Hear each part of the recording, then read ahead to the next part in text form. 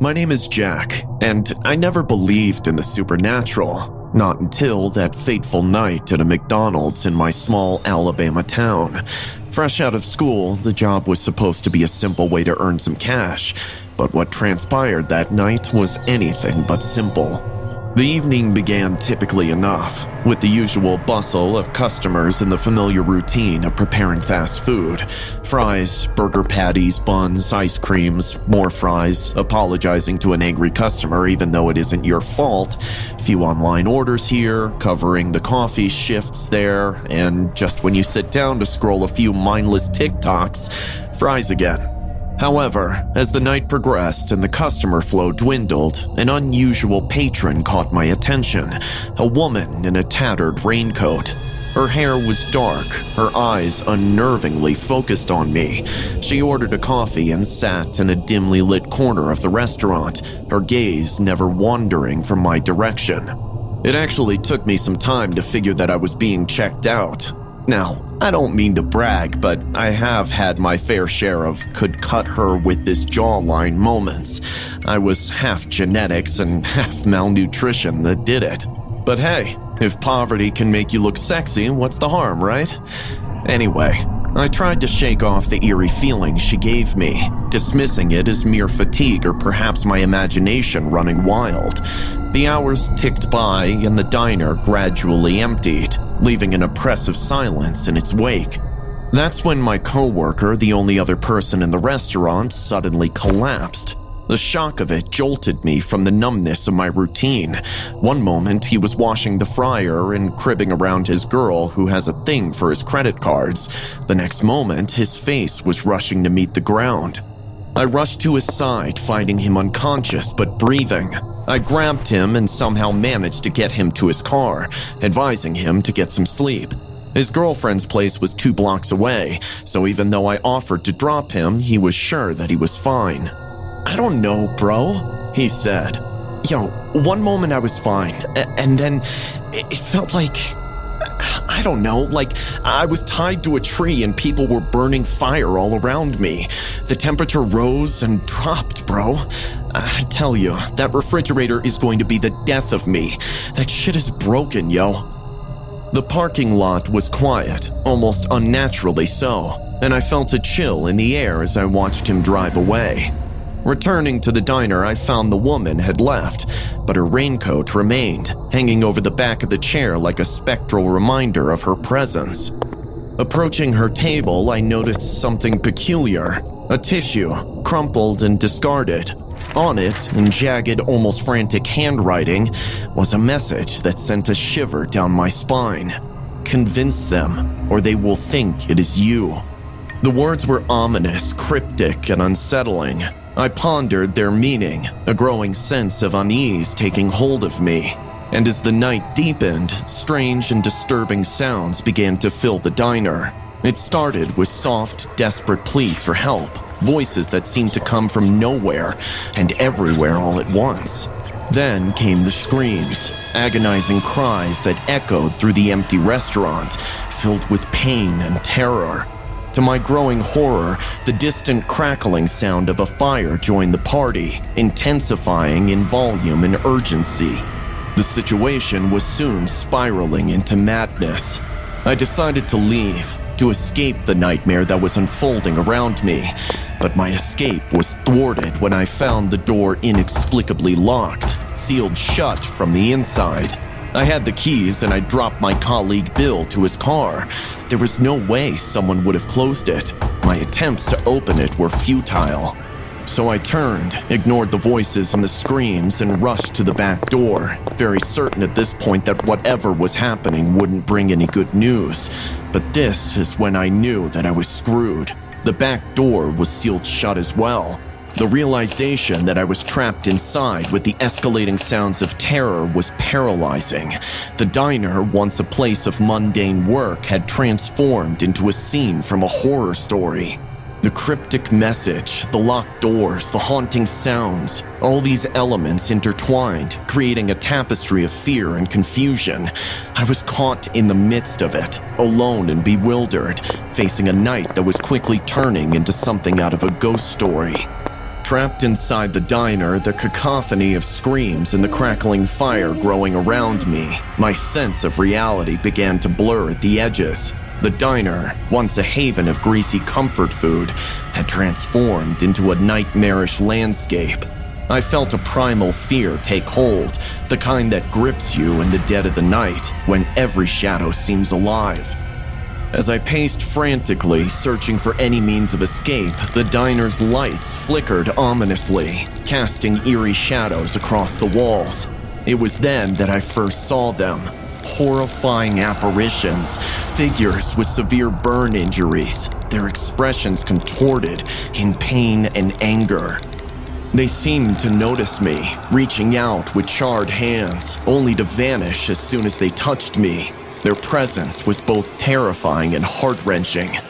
In a desperate attempt to understand what was happening, I ventured into the back of the restaurant, a section I rarely visited.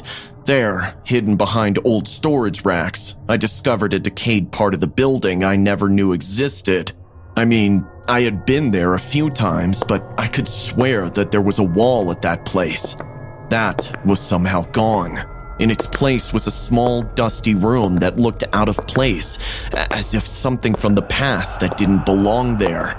The walls of this small room were lined with old, yellowed newspaper clippings. My eyes were drawn to a headline that sent chills down my spine. Devastating fire at local business claims numerous lives. The date was decades ago, but then I read something which sent chills down my spine. The articles detailed a tragic fire that had occurred on these very premises back when it was a bustling furniture market. Worse yet, amidst the images of the deceased, I saw a few familiar faces. The faces in the photos matched the apparitions haunting me. The realization hit me like a ton of bricks. The apparitions, the sounds, they were all echoes of this tragic past. But the horror didn't stop there. As I returned, the ghosts became more aggressive. Objects began to fly off shelves as if hurled by unseen forces. Knives from the kitchen counter were thrown in my direction, narrowly missing me. Scorching handprints appeared on the walls, leaving behind a smell of burnt flesh. I dodged and weaved, avoiding the flying debris, my mind racing. The diner was a tomb, a site of unspeakable tragedy, and I was trapped within it. The spirits of those lost in the fire were restless, their pain and anger palpable. They were reaching out to me as I ran for the door again, only to find it locked yet again, so I ran back. Amidst the chaos, I stumbled upon more clippings, revealing another layer to the tragedy. There were rumors of foul play, suspicions that the fire was no accident. The owner at the time, a Mr. Sanders, was suspected of setting the blaze for insurance money. Though nothing was ever proven, the accusations cast a dark shadow over the tragedy.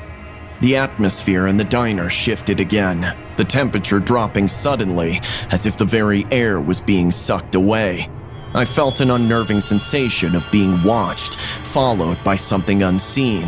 Each step I took was heavy, filled with dread. The walls of the diner seemed to close in on me, the faces of the victims in the newspaper clippings staring accusingly. Then, it happened. A vision so vivid, it was as though I was transported to another time. I found myself inside the burning furniture market, surrounded by flames. The heat was suffocating, the screams of the trapped victims piercing the air. I felt their agony, their desperation. It was a glimpse into the hellish final moments of those who perished in the fire. Emerging from the vision, gasping for air, I understood the depth of the suffering that had occurred here. The diner was not just a building. It was a grave for those lost souls, a place where their pain still lingered, their cries for justice unheard. As I stood there, reeling from the vision and the revelations, I heard a voice call out, "You did this!" And that is when it hit me. These trapped souls mistakenly thought that I was responsible for their deaths. I knew I had to find a way to calm the spirits, to prove that I was not the one responsible for their anguish. The task seemed impossible, but it was the only chance I had to escape this nightmare. Still reeling from the terrifying vision of the burning furniture market, I struggled to comprehend the full extent of the tragedy that had unfolded decades ago on the very ground where the McDonald's now stood. The air in the restaurant felt heavy, charged with the anguish and despair of the lost souls. As I navigated through the chaos of the haunted diner, the temperature fluctuated wildly, plunging into an icy chill before surging to an oppressive heat that mimicked the flames of the past. The sensation of being followed by something unseen intensified, an invisible presence that seemed to hover just over my shoulder, its breath cold against my neck. In my panicked state, I remembered the owner, Mr. Sanders, and the accusations leveled against him. Desperate for answers, I scoured the diner for any clues, any remnants of the past that could help me understand.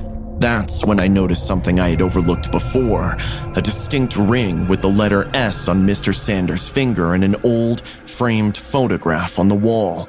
The same ring I had seen on the Raincoat Woman's. The connection was undeniable.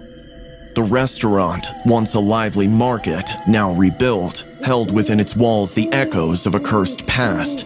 The whispers of the tragedy were everywhere, in the very fabric of the building.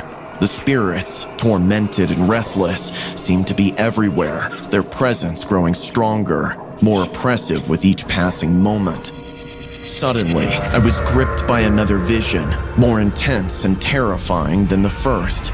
I was inside the burning market again, but this time, I was one of the trapped victims. I could feel the searing heat of the flames, the smoke filling my lungs, the desperation and fear. The screams of the others around me were deafening. I could hear their pleas for help, feel their struggle as the fire consumed everything. Jolted back to reality, I was left gasping for air, my heart racing. The vision had been so vivid, so real that it took me a moment to orient myself. The spirits were trying to communicate their pain, their story, through me.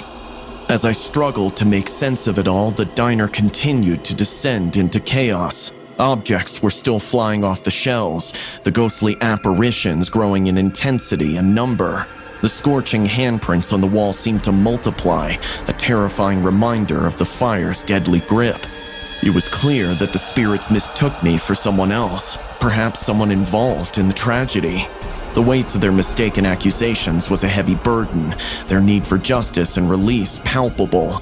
I had to find a way to convince them of my innocence, to quell their anger and help them find peace. Remembering the cryptic message on the tissue left by the woman in the raincoat, I realized what I had to do. The message, "Convince them or they will think it is you," was a warning, a clue to resolving this nightmare.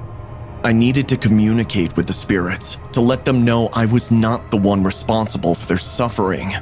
As the spirits converged on me, their anger reaching a fever pitch, I remembered the woman's abandoned raincoat. Driven by instinct, I searched it and found the ring with the distinct S. It was a piece of the puzzle, a connection to the past, to the tragedy, and possibly to Mr. Sanders himself.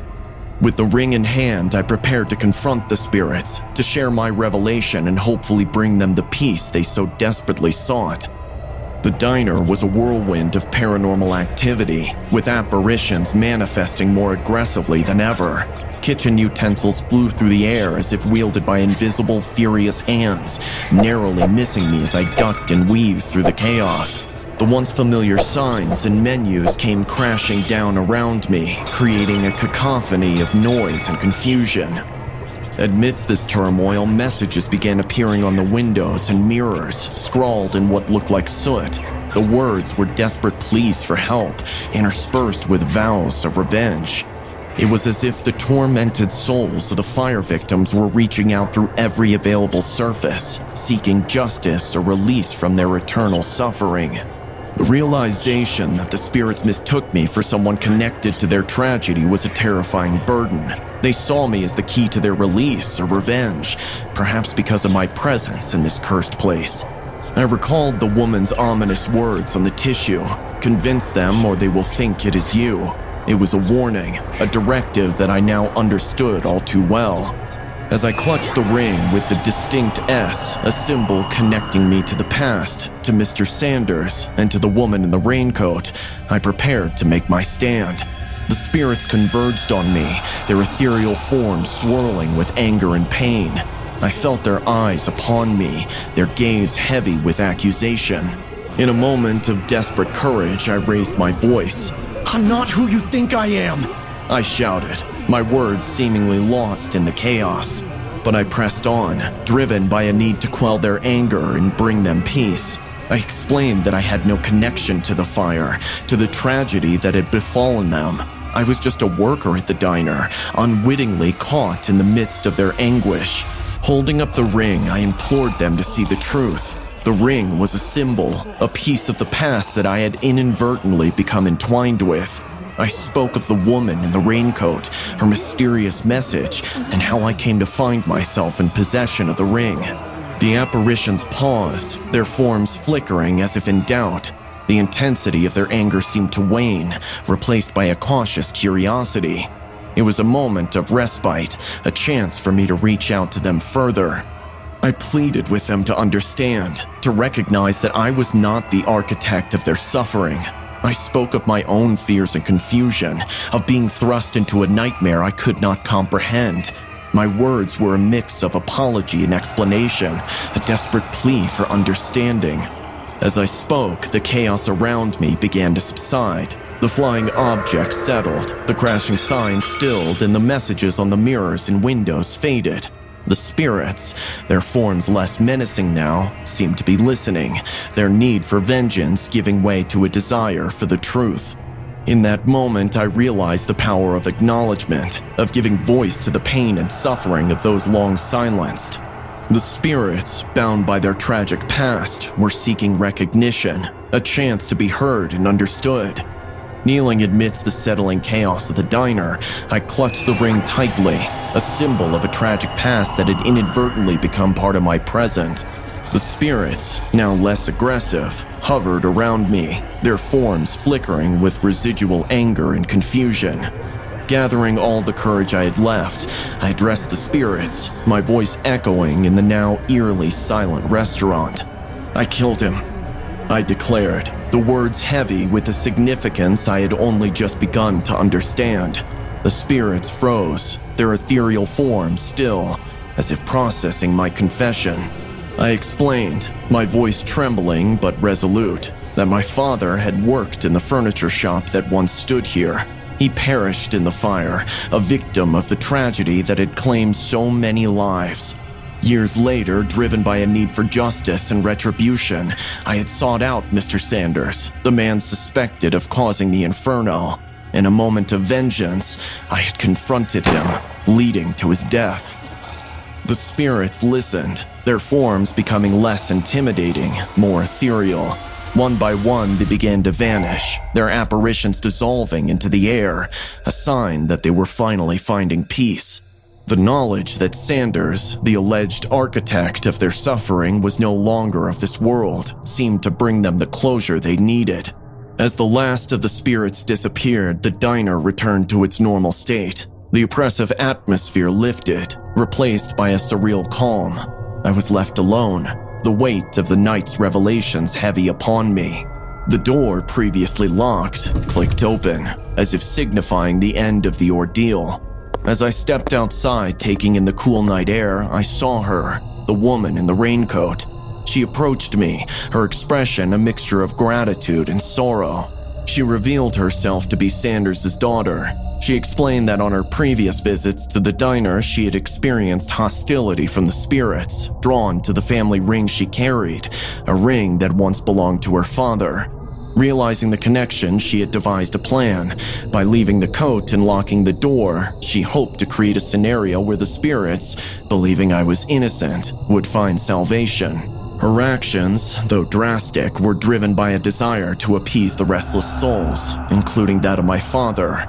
I listened, a mix of emotions swirling within me, relief, sadness, and a strange sense of kinship with this woman who had, in her own way, sought to right the wrongs of the past. Her apology was sincere, and in the bizarre turn of events that had unfolded, I found myself forgiving her.